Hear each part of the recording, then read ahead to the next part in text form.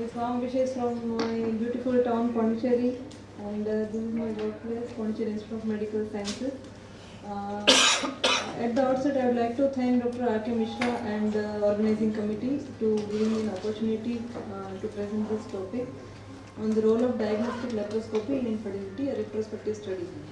This is a very simple retrospective study with all basic instruments, what all you can do in diagnostic laparoscopy. So to go with statistics, nearly 10% of all population suffering from infertility, and male and female factors are contributing to 30% each, and 10% combined together, and still 20% are unexplained. And so this laparoscopy is the most dependent tool to investigate pelvic pathology, and it still reveals abnormality in 35 to 68% of cases where HSG is abnormal, as stated by Corson study. So this is to evaluate the diagnostic utility of the histolaparoscopy in infertility. And this is a retrospective study carried out in Obstetric Gynec Department in Pondicherry Institute of Medical Sciences for a period of January 2012 to November 2013. So on OPD basis, after getting detailed history and examinations, all patients' basic investigations were done, like semen analysis, ultrasound, folliculometry, and hormonal profile like serum FSH, LH, thyroid test, and serum prolactin, and also to rule out the other causes of infertility which can be treated medically. And after excluding all the contraindications for invasive procedures, patients were admitted, and after that preoperative investigations and an anesthetic checkup was done. And after getting written informed consent, this diagnostic histolaparoscopy was done as general anesthesia.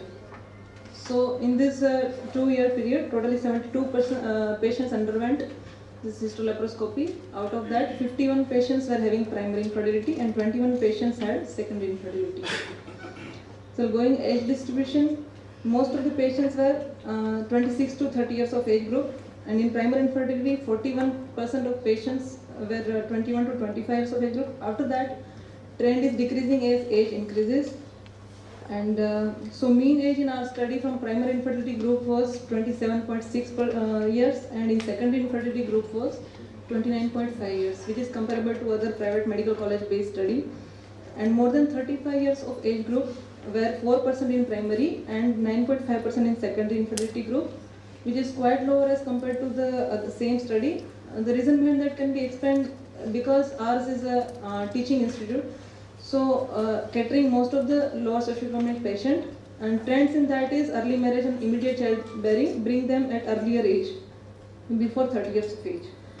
And more than 35 years age group, then because of this decline in fertility and increased time to conceive, so this type of female should be investigated thoroughly and immediately after 6 months of failed trial for conception. And according to the according to HEFA database, the IVF success in terms of 100 embryo transfer decreases drastically after the 35 years of age group. So this type of women should be investigated and treated vigorously. Duration of infertility, most of our patients were having 1 to 5 years of duration, and after that incidence is decreasing because most of the patients either they go for higher centers for IVF or they just give up. So in observation, normal findings are observed in 39% in primary and 28.6% in secondary infertility group. And most common abnormalities were found like tubal block and pelvic adhesions. And after that, fibroids, polycystic ovaries, uterine anomalies, ovarian cyst, peritoneal all endometriosis. So abnormal findings are observed in 60.8% from primary and 71.4% in secondary infertility group. And however, there was overlapping, like primary infertility 14 patients and secondary infertility 8 patients had more than one findings, and most of them were tubal block along with adhesions and endometriosis. And 2 patients had unicornuate uterus along with the tubal block, and 3 patients had intramural fibroid along with the tubal block. And Fitz-Hughes-Curtis syndrome, that is perihepatic flimsy adhesions along with tubal block, was found in one patient, and she got treated with for chlamydial antibiotics. So in our study, tubal block was found in 31.4% in primary and 42.9% in secondary infertility group, and pelvic adhesions were 21.6% in primary and 33.3% in secondary infertility group, which is comparable to other 2 studies. So as stated by School of Public Health, Royal College of Physicians, the severity of tubal damage was closely linked to the outcome, with better result with flimsy and limited damage compared with the extensive adhesions. And the success rate with tubal surgery are also depend on the severity of damage, age of the patient, duration of infertility, and other associated infertility factors. It has also been suggested that specialized training, experience, and availability of the equipments have a major effect on the outcome of tubal surgeries.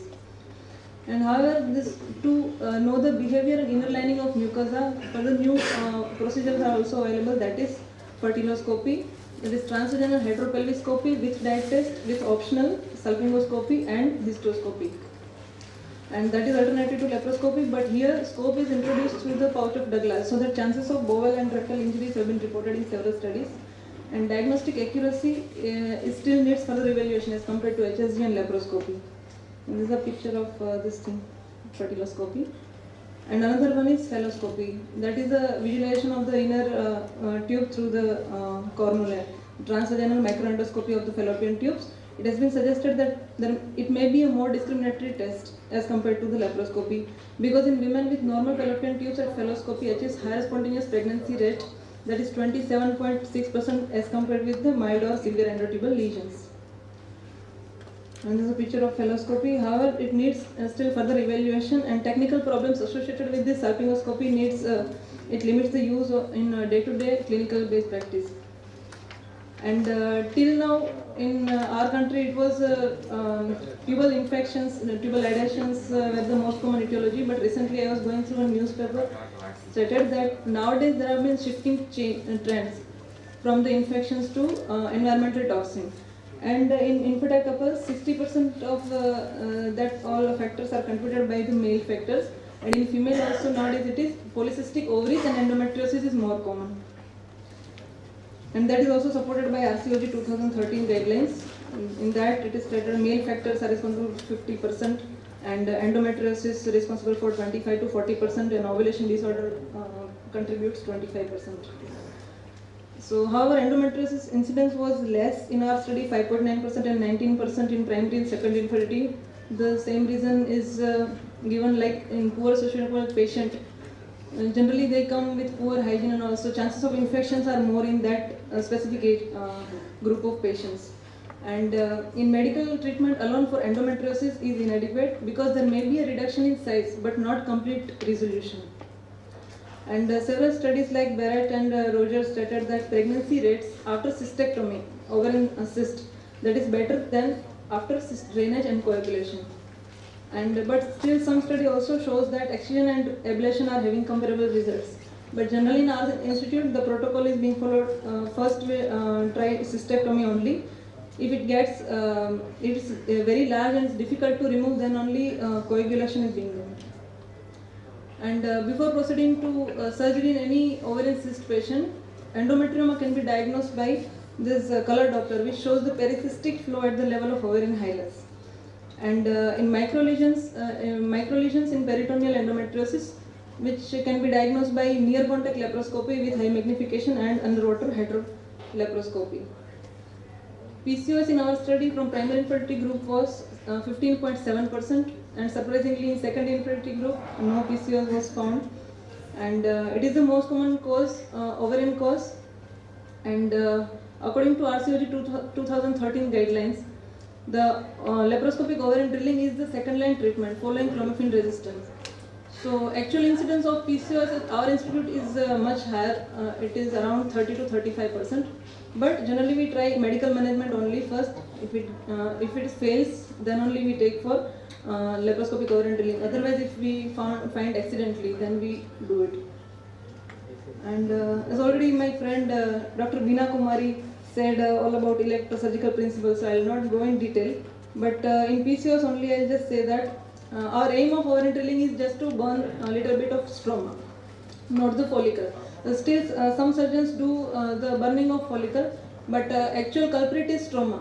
So whenever we use monopolar needle, we should first touch and puncture the ovary, and then we should activate current so that surface follicles will be spared, only stroma will be burned. Still, however, we cannot avoid all the follicle rupture, but still we should try to preserve it. And in case of proceeding with surface peritoneal endometriosis, overlying vital structures, while using bipolar forceps, we should activate first electric current before touching the lesion, so that all surface will be conjugated, sparing the underlying organs, vital organs. Fibroids in our study were observed in 16.1% and 18.3% in primary and secondary infertility, which is comparable with the Aziz study. And incidence of myoma in women with infertility without any obvious cause of infertility estimated to be 1 to 2.4%, estimated by Kala study. Intrauterine adhesion was found in one patient from in our study, primary infertility, which she had the past history of tuberculosis, and she had taken anti-tubercular treatment. And according to Western Drop, 90% of all adhesions are due to direct trauma, and the second most common factor is infection, especially TB. And change in menstrual pattern varies from 6 to 80%, depend on the severity of lesions. And in McLeod study, RPL cases, 50% of all HSG showed the intrauterine filling defect. However, 40% of all interpretation may be vague or incorrect. Thus, compared with HSG, hysteroscopy is recognized as gold standard, the test of identifying uterine abnormalities, as it allows direct visualization of uterine cavity. And post-operative complications in our study were not recorded, it was practically nil. And other studies also state that incidence of post-operative complications with diagnostic laparoscopy per se is very low and corresponding with the findings of other national and international studies. This laparoscopy is necessary for the diagnosis of tubal and pelvic fracture, in evaluating the patency of tube, and in assessing the uterine and ovarian status. Most of these conditions can be treated at same setting with all basic laparoscopic instruments. And with modern anesthesia technique nowadays, it can be done as a daycare procedure. Thus, it gives the accurate diagnosis and avoiding unnecessary hospital stay, resources, and anxiety to the couple.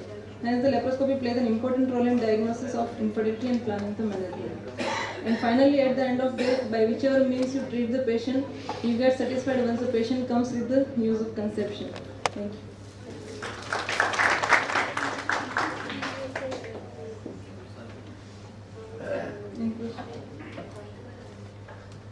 Any questions from the house?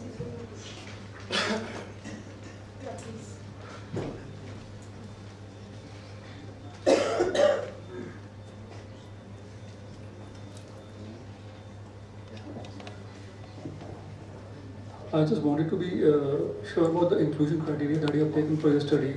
I mean, all patients with primary or secondary infertility, do they necessitate laparoscopy? And my second question was about the methodology of the study. When you're doing the Okay, inclusion criteria.